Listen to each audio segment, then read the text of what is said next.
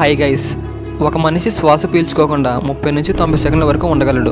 అయితే 2021లో మార్చి 27న క్రోషియన్ బూడ్మర్ అనే వ్యక్తి నీటి అడుగున 24 నిమిషాలు 37 సెకండ్ల పాటు తన శ్వాసను ఆపి ఉంచాడు. అలా చేసినందుకు ఈయనకి గిన్నీస్ వరల్డ్ రికార్డు కూడా వచ్చింది. ఒక మనిషి రోజుకి 17,000 సార్లు శ్వాస తీసుకుంటాడు.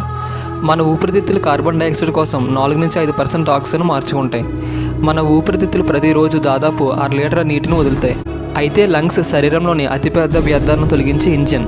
మనం పీల్చే గాలిలోని కార్బన్ డైఆక్సైడ్ రూపంలో 70% శరీర వ్యర్థాలను తొలగిస్తుంది. శ్వాస అనేది ఆక్సిజన్ పీల్చడం మరియు కార్బన్ డైఆక్సైడ్ బయటకు పంపే ప్రక్రియ. పిల్లలు మరియు మహిళలు పురుషుల కంటే వేగంగా శ్వాస పీల్చుకుంటారు, ఎందుకంటే వాళ్ళ శ్వాస రేటు ఎక్కువగా ఉంటుంది. మన భూమి ఉన్న సైజు కంటే రెట్టింపు పరిమాణంలో ఉంటే చెట్లు వెంటనే కూలిపోతాయి, ఎందుకంటే భూమి సైజు డబుల్ అవుతే సర్ఫేస్ గ్రావిటీ కూడా డబుల్ అవుతుంది. మన భూమి 2 పార్ట్స్గా డివైడ్ అయి ఉంటుంది. ఒకటి ల్యాండ్, ఇంకొకటి నీరు. మన భూమి మీద 70% వరకు వాటర్ ఉంటుంది, మిగిలిన 29% మాత్రమే ల్యాండ్ ఉంటుంది. మన భూమి మౌంటైన్స్, వ్యాలీస్, డిజర్ట్స్తో ఉంది. భూమి యొక్క సర్ఫేస్ టెక్నికో ప్లేట్లుగా విభజించబడింది. వాటి కింద ఉన్న సెమీ ఫ్లూయిడ్ ఆస్ట్రోనోస్పియర్పై తేలుతాయి.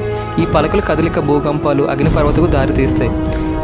మిలియన్ల సంవత్సరాల్లో టెక్నికో ప్లేట్ల కదలిక కారణంగా భూమి యొక్క ఖండాలు, స్థానాలు మరియు ఆకారాలు మారాయి. భూమి యొక్క సర్ఫేస్ నదులు, సరస్సులు, సముద్రాలు మరియు మహాసముద్రాలు సహా అనేక నీటి వనరులను కలిగి ఉంది. ఈ ఫోటోలో చూస్తున్న పక్షి పేరు ఫ్లెమింగో. ఇది చూడడానికి కొంచెం కొంగలానే ఉంటుంది. ఇవి గులాబీ రంగుతో ఉంటాయి.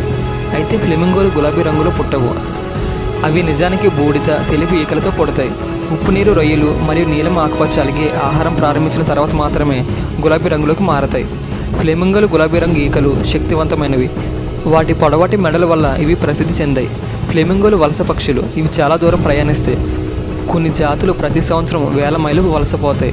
ఫ్లెమింగోలు అత్యంత సామాజిక పక్షులు మరియు తరచుగా పెద్ద మందల్లో కనిపిస్తాయి.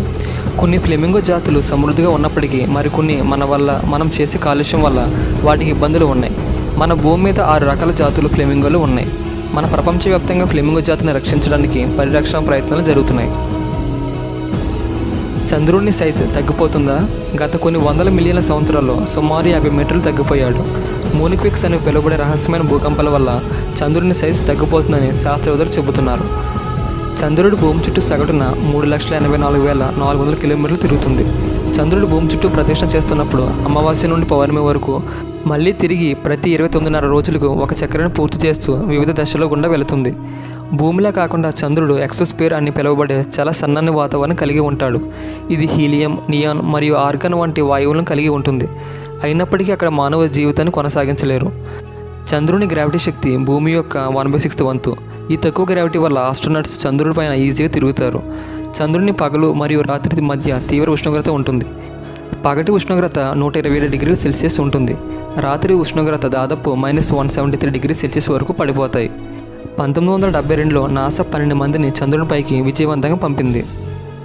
మీరు చీమల వాసన చూడవచ్చు.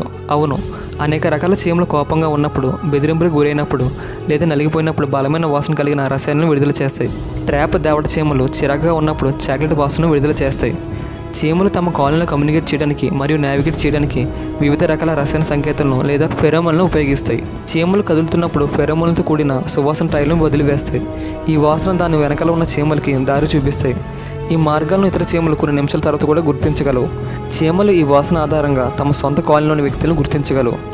ఈ వీడియో మీకు నచ్చినట్లయితే లైక్ చేసి సబ్స్క్రైబ్ చేయండి ఫ్రెండ్స్.